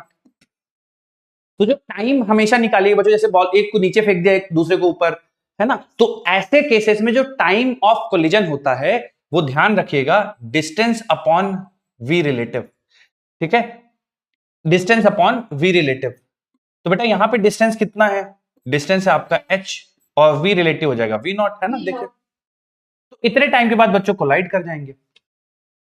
सवाल में दिया गया है कि h/2 बिल्डिंग से नीचे कोलाइड करते हैं, ठीक है। तो फॉर्मूला लगा दीजिए बच्चों, t टाइम यानी इतने समय में ये h/2 नीचे आ जाएगी ऊपर वाली बॉल, तो h बराबर ut plus half at square. तो बेटा u तो 0 है, इसके लिए सॉल्व कर रहे हैं ना, u तो 0 है और चल के कितना आ रहा है बच्चों, माइनस h/2 नीचे चल के आ रहा है, प्लस हाफ a की बच्चों जगह रख देंगे माइनस g t स्क्वायर। तो बेटा यहां से आ जाएगा माइनस h/2 बराबर माइनस g/2 t स्क्वायर, 2 से 2 कैंसिल, टाइम बराबर कितना आ जाएगा, सॉरी टाइम नहीं निकालना ना बेटा हम लोग को, v0 निकालना है, तो ये टाइम की वैल्यू h/v0 यहां रख देंगे, तो h बराबर gt स्क्वायर, t की वैल्यू बच्चों हमारे पास कितना है, h square by v0 square, h square by v0 square.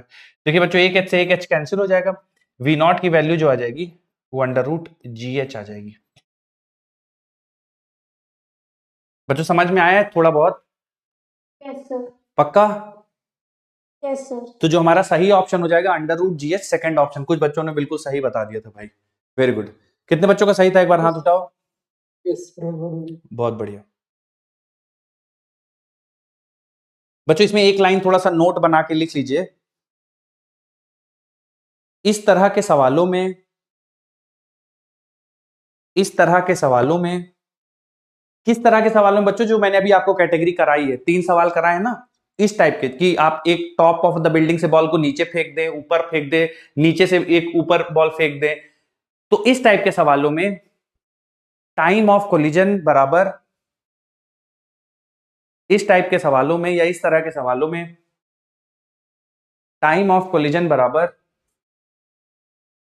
d upon v relative होगा, टाइम ऑफ कोलिजन बराबर d अपॉन v रिलेटिव होगा, d अपॉन v रिलेटिव होगा, कॉमा करके लिखिए, रिलेटिव एक्सेलरेशन 0 होगा,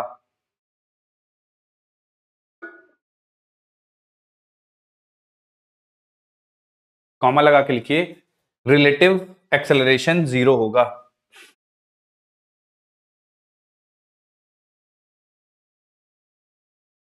बच्चों जो नोट करना चाह रहे हैं जल्दी जल्दी नोट कर लीजिए, मैं अभी लगा दूंगा वापस से स्लाइड, फिर उसके बाद हम लोग इसी तरह का एक और सवाल है, जो बच्चों अगला सवाल होगा वो आखिरी सवाल होगा इस तरह के कॉन्सेप्ट में, तो थोड़ा सा ध्यान से करिएगा।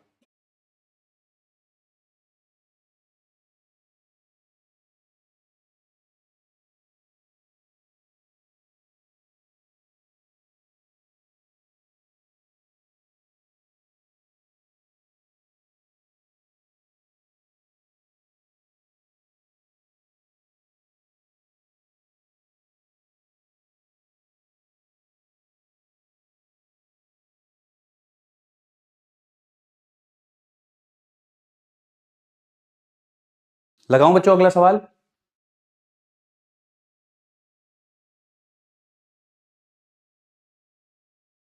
समय आ जाएगा बच्चों h upon v relative v0 है।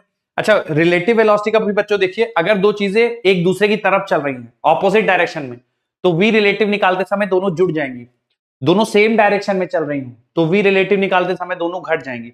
जैसे ये 12 और ये 10 दोनों सेम डायरेक्शन में, तो 12 माइनस 10 वी रिलेटिव 2, 12 और 10 दोनों अपोजिट डायरेक्शन में, तो 12 और 10 20, 22 रिलेटिव वेलोसिटी हो जाएगी।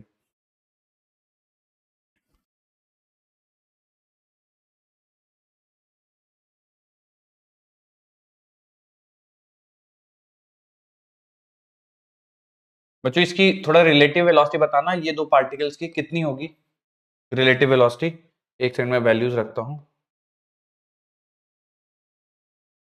रिलेटिव वेलोसिटी इनकी कितनी है बच्चों, दोनों पार्टिकल्स की? 4 मीटर पर सेकेंड। सही है ना बच्चों? Yes sir. एक थोड़ा सा हम लोग चेंज कर देते हैं, इसको उल्टा भगा देते हैं, फिर क्या होगा? वी रिलेटिव 8 मीटर पर सेकेंड। पता है ना सबको ये? Yes sir. देखिए बच्चों अगला सवाल।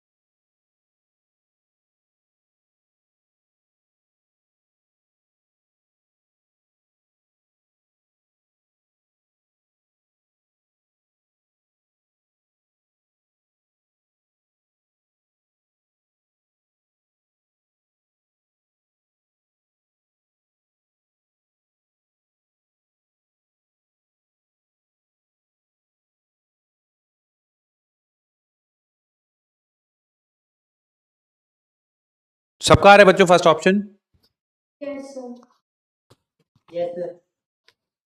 ठीक है।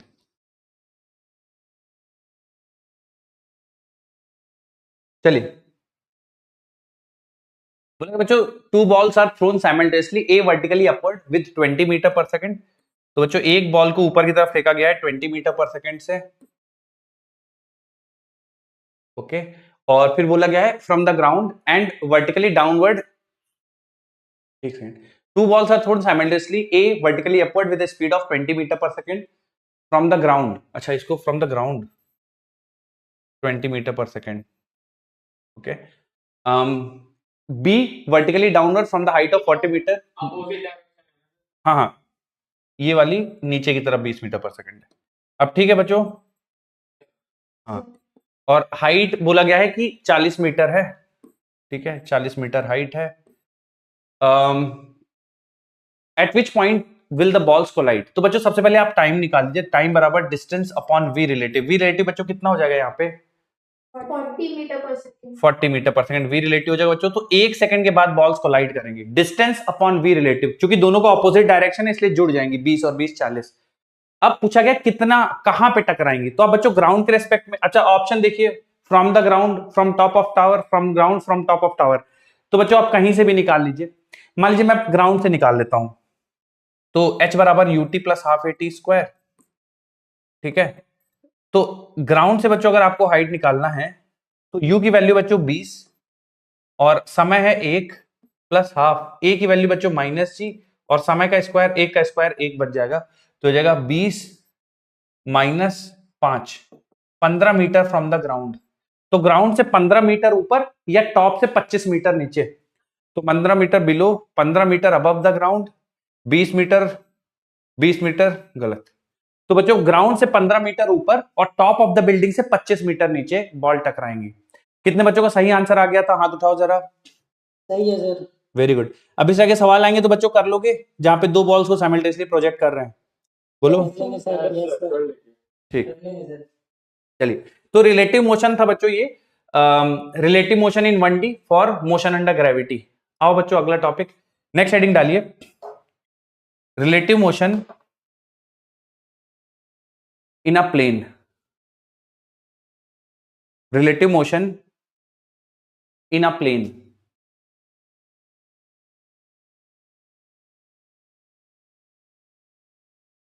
अभी तक बच्चों वन डायमेंशनल रिलेटिव मोशन पढ़ रहे थे, अब रिलेटिव मोशन प्लेन में पढ़ेंगे। ठीक है, तो बच्चों देखो relative motion plane exactly relative motion in one dimension की तरह ही है, बस हल्का फुल्का थोड़ा बहुत डिफरेंस है। देखो जैसे बच्चों मैं बोल दूं तुमको कि वेलोसिटी ऑफ ए, ठीक है, मैं ऐसा बोल दूं तुम्हें कि मान लो 3 आई कैप प्लस 4 जे कैप है, ठीक है, और इनिशियल वेलोसिटी ऑफ बी बच्चों आपको बोल दूं मैं कुछ की -i प्लस जे कैप है, और मैं आपसे पूछ दूं कि velocity of B with respect to A बता दो, velocity of B with respect to A बताओ, तो बच्चों क्या करेंगे आप? Velocity of B with respect to A क्या करेंगे आप, बोलिए, बताना पड़ेगा बच्चों, क्योंकि ये मैंने पिछली क्लास में आपको B minus U minus UB minus UA, क्या यही करेंगे बेटा? yes sir है ना, तो यूबी जो भी है आपका उसमें से यूए को माइनस कर देंगे, तो -i प्लस जे, जैसे ये यूबी हो गया, और माइनस कर देंगे यूए, तो माइनस, ठीक है, तो बेटा देखिए -i -3i -4i J -4j, तो बच्चों कितना बन जाएगा? -3j, ठीक है, तो velocity of B with respect to A आ गया। अब जैसे मैं यहीं पे बच्चों आपको एक्सेलरेशन ऑफ ए भी बता दूं, है ना, तो एक्सेलरेशन ऑफ ए बी अगर आपके पास होगा तो acceleration of A with respect to B पूछा जाएगा, तो acceleration of A minus acceleration of B, ये acceleration of B with respect to A पूछा जाएगा, तो acceleration of B minus acceleration of A, तो जो भी पूछा जाएगा बच्चों आप क्लियरली कैलकुलेट कर सकते हैं।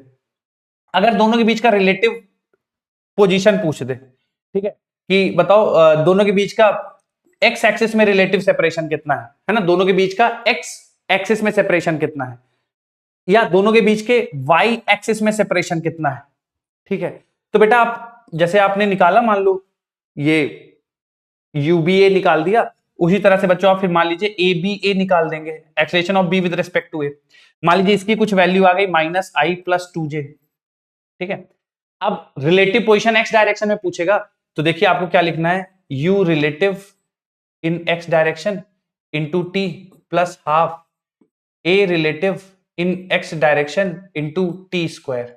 मेरी बात समझ में आ रही है क्या बच्चों? है ना, अब जैसे मुझे सॉल्व करना है, तो u रिलेटिव इन एक्स डायरेक्शन कितना है, देखो -4, मेरी बात समझ में आ रही है बच्चों? और टाइम जितने टाइम पे पूछ दे, मान लो 4 सेकंड पे पूछ दे, तो t बराबर 4 सेकंड रख देंगे, है ना, जैसे मान लो मुझसे पूछ दिया कि रिलेटिव पोजीशन बता दो t बराबर 2 सेकंड पे, तो यहाँ पे t बराबर 2 सेकंड रख दूंगा, हाफ a रिलेटिव का x कंपोनेंट कितना हो जाएगा बेटा? -1, है ना, -1, और t स्क्वायर की वैल्यू 4 हो जाएगी, बोलो क्लियर है? हाँ, 2 का होल स्क्वायर 4 हो जाएगा। अब y रिलेटिव मतलब a के रेस्पेक्ट में दूसरे का y कोऑर्डिनेट कितना है, तो बेटा फिर से वही u रिलेटिव का y component into time plus half relative a relative का y component into t square. बोलिए कर पाएंगे ये सवाल सारे इस टाइप के? तो इसमें कुछ भी नई चीज नहीं है, जो आप लोगों ने पहले कॉन्सेप्ट पढ़ा है उसी को वापस से यूज करना है बस, ठीक है। प्रैक्टिस के लिए बच्चों एक सवाल ले लेता हूं आपको, ताकि आप खुद से सॉल्व करके थोड़ा समझ पाओ। हाँ, लिख लीजिए जो भी आप इसमें लिखना चाहते हैं।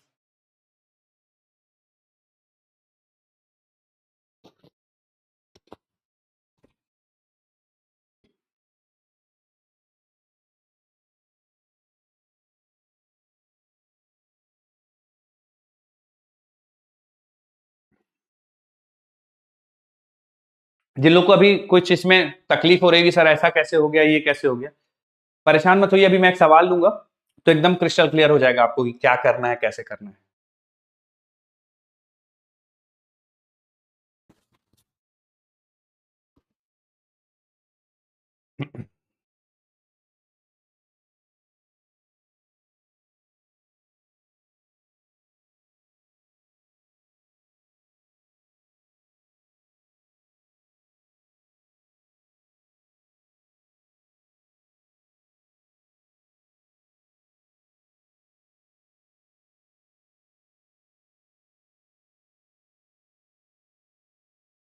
देखिए बच्चों ध्यान से, सवाल इस पे कराता हूं मैं थोड़ा सा आपको।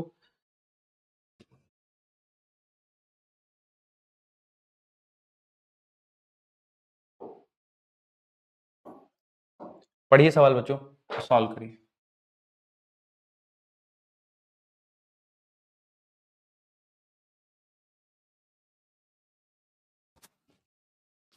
बढ़िया एग्जांपल है रिलेटिव मोशन का, थोड़ा सा आराम से इत्मीनान से सवाल पढ़िए, क्या क्या गिवन है, क्या निकालना है, थोड़ा सोचिए और फिर सिंप्लीफाई करिए।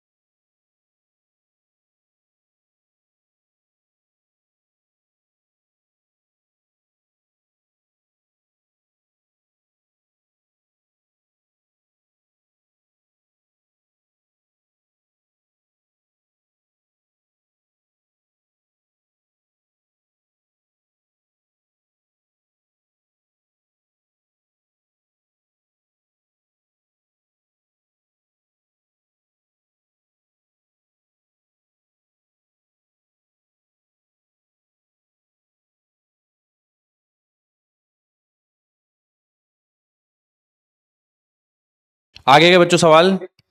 सर ऑप्शन देंगे? ऑप्शन तो बनाना पड़ेगा, खैर आप बता दीजिए, मुझे आंसर ही बता दीजिए। इसका 40 है। मीटर पर सेकंड 40 मीटर पर second direction north west. Direction north west है, अच्छा ठीक है। चलिए बच्चों मैं सॉल्व करता हूं, थोड़ा सा ध्यान से देखिए। सवाल में पूछा गया है, बोला गया है कि man is going east in a car with a velocity of 20 kilometre per our, ठीक है। तो देखिए बच्चों, तो जो मैन है, देखिए ये नॉर्थ हो गया, ये साउथ हो गया, ये वेस्ट हो गया और ये ईस्ट हो गया। तो मैन की जो कार है उसकी वेलोसिटी बताई गई है 20 kilometre per hour towards east, यानी velocity of man with respect to ground, या वेलोसिटी ऑफ कार, जैसा भी आप लिखना चाहें बच्चों, कि velocity of car with respect to ground या velocity of man with respect to ground, ये 20 आई कैप होगा, ठीक है। उसके बाद बोला गया है a train appears to move towards north to him with a velocity of 20√3 kilometre per hour. मतलब बच्चों ये जो वेलोसिटी ऑफ ट्रेन है, ये जो 20√3 आपको नॉर्थ की तरफ गिवन है, वो ग्राउंड के रेस्पेक्ट में गिवन है या मैन के रेस्पेक्ट में गिवन है? बहुत बहुत क्रिटिकल पॉइंट था बच्चों ये, और आप सबने सही बताया कि जो सेकंड वाली लाइन में जो वेलोसिटी गिवन है ट्रेन की, वो मैन के रेस्पेक्ट में है। क्यों, कैसे पता चला? A train appears to move towards north to him, मतलब आदमी को ऐसा लग रहा है कि ट्रेन नॉर्थ की तरफ जा रही है, आदमी को लग रहा है, मतलब with respect to man given है। तो velocity of train with respect to man वो कितना है बच्चों? 20√3 नॉर्थ, तो 20√3 जे कैप। बच्चों सही है ये? सवाल में पूछा गया what is the actual velocity and direction of motion of train. तो बच्चों हमें निकालना है velocity of train with respect to ground. क्या समझ गया तुम लोग ये? तो कैसे निकालें? तो देखो velocity of train with respect to man बराबर हो जाएगा velocity of train with respect to ground minus velocity of man with respect to ground. तो velocity of train with respect to ground बेटा हो जाएगा velocity of train with respect to man plus velocity of man with respect to ground. बोलो सही है? इस वाली चीज को इधर ले आएंगे, बोलो ठीक है? Yes sir. तो velocity of train with respect to man हमारे पास 20√3 जे कैप है, 20√3 जे कैप हो गई, और velocity of man with respect to ground 20 i cap है। तो बच्चों देखो वेलोसिटी का जो वेक्टर फॉर्म में ये आएगा, तो velocity of train with respect to ground is 20 i cap plus 20√3 j cap. बच्चों i cap plus j cap, तो ये बिल्कुल नॉर्थ ईस्ट डायरेक्शन में होगा। समझ में आ रही बात है ना? आई कैप प्लस जे कैप ना, आई कैप और प्लस जे कैप, तो नॉर्थ ईस्ट डायरेक्शन में होगा। दूसरा पॉइंट मैग्नीट्यूड ऑफ वेलोसिटी यानी स्पीड, तो बच्चों स्पीड निकालोगे तो हो जाएगा 400 और प्लस 600, नहीं 600 नहीं होगा, 400 इंटू 3 1200, हाँ तो हो जाएगा 1600, 1600 का स्क्वायर रूट लेंगे तो बच्चों कितना आ जाएगा 40 मीटर पर सेकंड। तो स्पीड बच्चों 40 मीटर पर सेकंड होगी, डायरेक्शन नॉर्थ ईस्ट होगी। कितने बच्चों ने निकाल लिया था? दोनों सही, हाथ उठाओ, या वेक्टर फॉर्म ऑफ वेलोसिटी कुछ भी सही हो तो हाथ उठा सकते हैं आप। वेरी गुड, बस यही है बच्चों, इसके अलावा कुछ नया नहीं। रिलेटिव वेलोसिटी जिसके रेस्पेक्ट में पूछा जाए आप उसको सिंप्लीफाई करके निकाल लीजिए।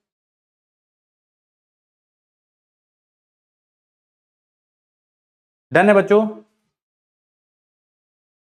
डायरेक्शन बताइए, डिपेंड ऑन क्वेश्चन आंसर दे रखा है, सेम ऐसा ही, बस उसका वैल्यू चेंज है थोड़ी सी।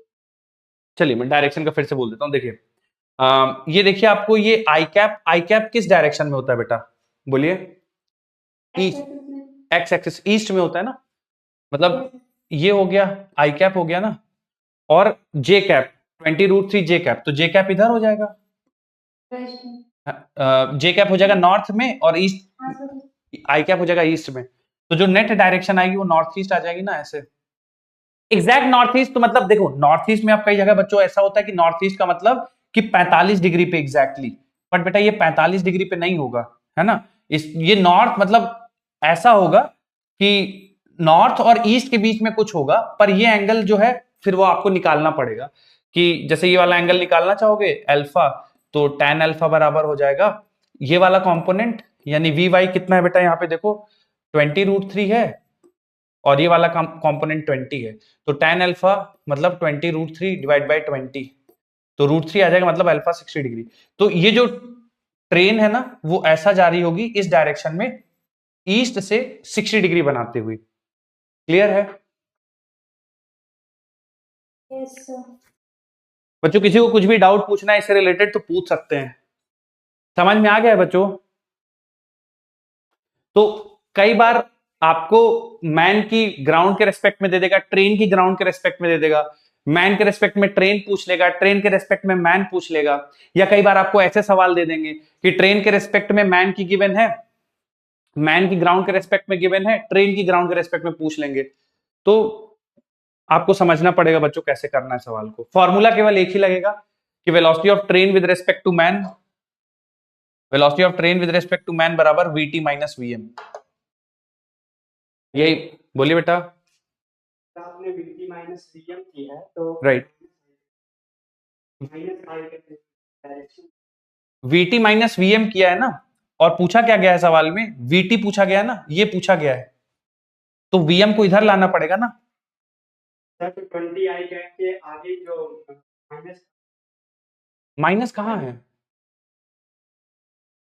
देखिए ये पूछा गया है आपसे, बोलिए सही है, तो ये निकालने के लिए आप वीएम को इधर लाएंगे ना, तो वीएम इधर आके प्लस हो जाएगा, तो VT with respect to ground क्या हो जाएगा, ग्राउंड क्या हो जाएगा, वीटी एम प्लस वीएम ना, ये प्लस आ जाएगा इधर होके। बोलिए, नहीं आया समझ में? आ गया आ गया सर। ठीक,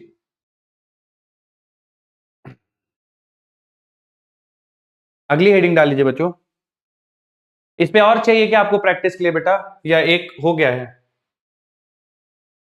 कर लोगे? इस टाइप के सवाल आएंगे तो, कि एक की, हाँ एक की वेलोसिटी गिवन होगी, दूसरे के पहले के रेस्पेक्ट में गिवन होगी, और एक ग्राउंड के रेस्पेक्ट में निकालना है। मतलब कहने का तीन चीजें इन्वॉल्व हैं, अब इन तीन में से आपको कोई दो दे देगा, तीसरी पूछ लेगा।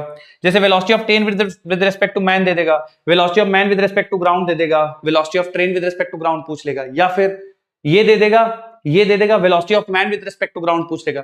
तो तीन में से कोई दो दे देगा, एक पूछ लेगा, तो आपको निकालना होगा। अगली हेडिंग डाल लीजिए बच्चों, रिलेटिव प्रोजेक्टाइल मोशन। रिलेटिव, बोलिए बेटा।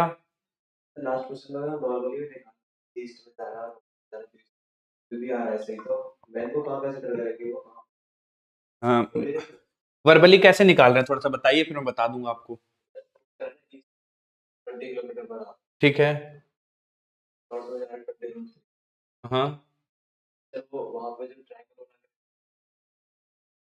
नहीं आएगा बेटा, मतलब थोड़ा सा आप मुझे समझाइए, अगर आपका थॉट प्रोसेस सही होगा तो मैं बता दूंगा।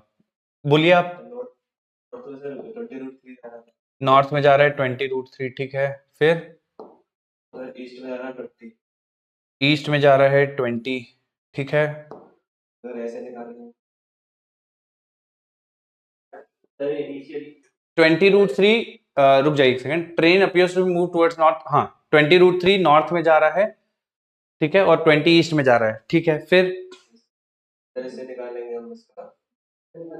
लेकिन एक सेकंड, लेकिन आप बेटा बातें नहीं करिए, लेकिन आप ये कैसे निकालेंगे कि इन दोनों का एडिशन ही होगा, ये कैसे पता चलेगा कि एडिशन ही करना है?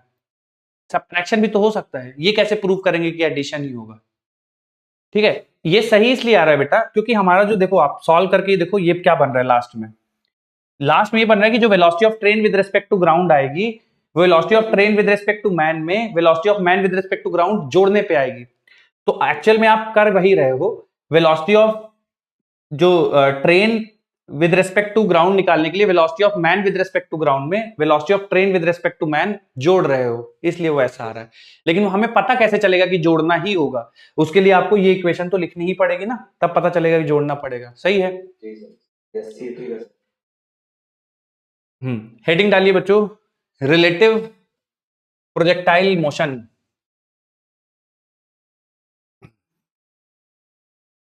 थोड़ी देर बच्चों इसका डिस्कशन सुनेंगे, मुझे फिर आपको लास्ट में 1-2 पॉइंट्स लिखवा दूंगा, फिर इसको कंक्लूड कर लेंगे।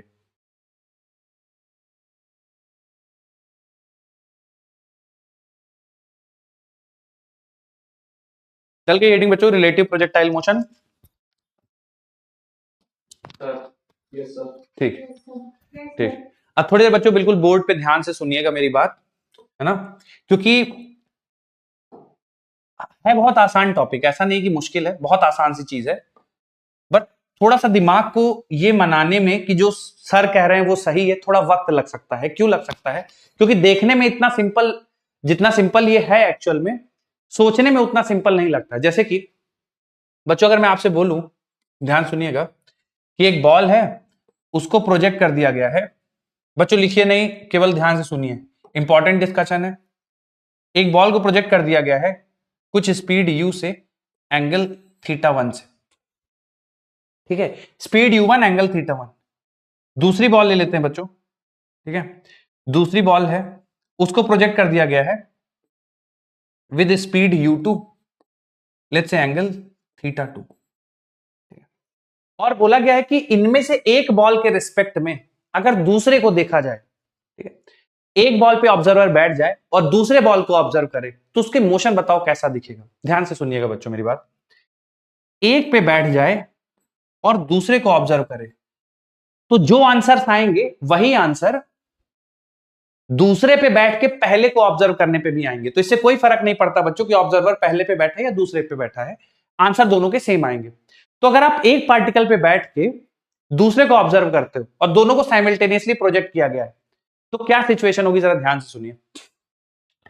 तो अगर मैं पहले पे बैठ के दूसरे को ऑब्जर्व करता हूं, तो बच्चों देखिए मैं लिखूंगा velocity of 2 with respect to 1, और ये आएगा बच्चों velocity of 2 with respect to ground minus velocity of 1 with respect to ground.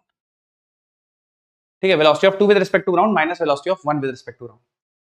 तो velocity of 2 with respect to 1 बराबर, अच्छा बच्चों जब 2 की ग्राउंड के रिस्पेक्ट में वेलोसिटी लिखेंगे तो आप लिखेंगे minus u2 cos θ2 i cap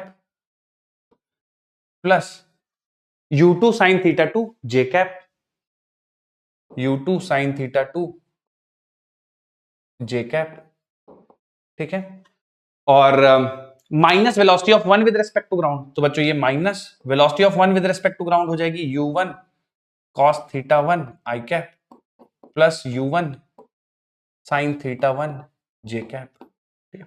जब बच्चों आप माइनस करोगे तो देखो velocity of 2 with respect to 1 आ जाएगा,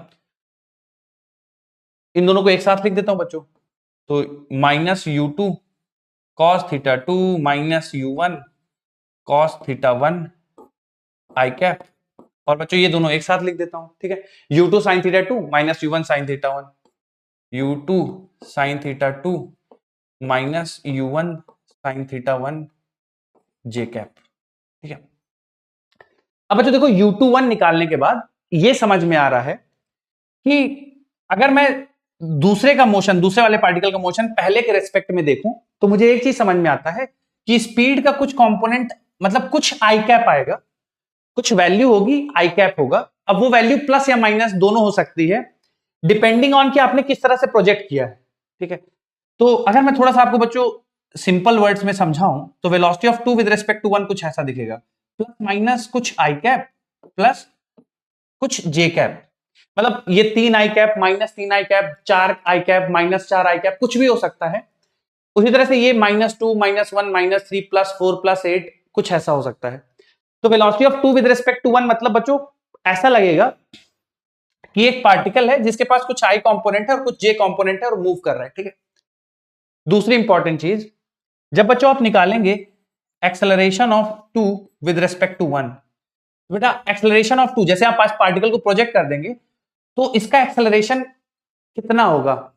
जैसे आपने दूसरे वाले पार्टिकल को प्रोजेक्ट कर दिया, ऐसे फेंक दिया हवा में, तो ऐसे घूमेगा, तो बताओ इसका एक्सेलरेशन कितना होगा बेटा। Acceleration of 2 with respect to -g, बिल्कुल सही है।